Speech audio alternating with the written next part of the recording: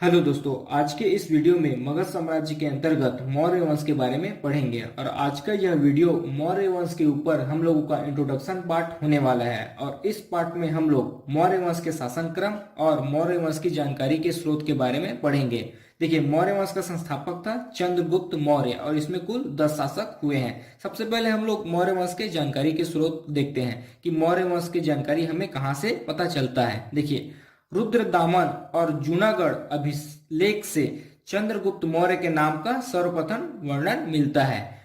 कौटिल्य या विष्णुगुप्त या चाणक्य तीनों एक ही व्यक्ति के नाम है जो चंद्रगुप्त मौर्य का महामंत्री था। इनकी बुक अर्थशास्त्र से भी मौर्य वंश के बारे में पता चलता है। मेगस्थनीज की बुक इंडिका और विशाखादत्त की बुक मुद्रा राक्षस से भी मौर्य साम्राज्य के बारे में जानकारी मिलता है। अशोक के जितने भी अभिलेख, स्तंभलेख, शिलालेख प्राप्त हुए हैं उनसे भी मौर्य वंश की जानकारी मिलता है। बौद्ध ग्रंथ दीपवंश, महावंश, दिव्य दान, विष्णु पुराण से भी मौर्य वंश के बारे में जानकारी मिलता है। और जैन ग्रंथ कल्पसूत्र परिशिष्ट पर्व से भी मौर्य वंश के बारे में जानकारी मिलता है। और चीनी यात्री फयान वेनसांग एसिंग की यात्रा वृत्तांत से भी मौर्य वंश के बारे में जानकारी मिलता है।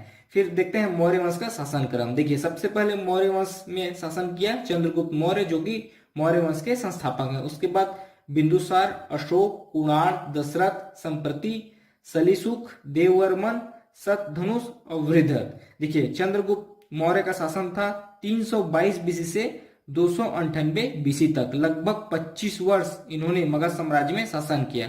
उसके बाद बिंदुसार ने 298 बीसी से 269 बीसी तक लगभग 29 वर्ष मगध साम्राज्य में शासन किया। उसके बाद अशोक 269 बीसी से 232 बीसी तक लगभग 37 वर्ष इन्होंने मगध साम्राज्य में शासन किया। उसके बाद कुणाल 232 बीसी से 228 बीसी तक लगभग 4 वर्ष इन्होंने मगध साम्राज्य में शासन किया। उसके बाद आते हैं दशरथ 228 बीसी से 224 बीसी तक इन्होंने भी लगभग 4 वर्ष मगध साम्राज्य में शासन किया। उसके बाद आते हैं संप्रति का शासन था 224 बीसी से 215 बीसी तक। इन्होंने लगभग 9 वर्ष तक मगध साम्राज्य में शासन किया। उसके बाद आते हैं सालिसुख, इन्होंने 215 बीसी से 202 बीसी तक लगभग 13 वर्ष मगध साम्राज्य में शासन किया।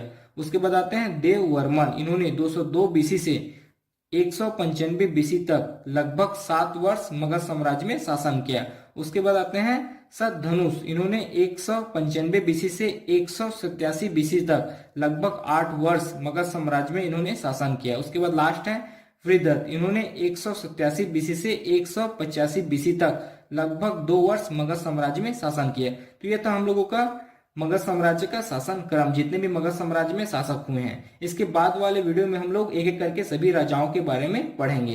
तो यह था हम लोगों का मौर्य वंश के ऊपर उनका शासन क्रम और मौर्य वंश की जानकारी के स्रोत। आपसे एक रिक्वेस्ट है, अगर अभी तक आपने हमारे चैनल हिंदी वॉइस को सब्सक्राइब नहीं किया है तो प्लीज चैनल को सब्सक्राइब करें, नोटिफिकेशन बेल को ऑन करें और वीडियो को लाइक शेयर जरूर करें। फिर नेक्स्ट वीडियो में मिलते हैं। धन्यवाद।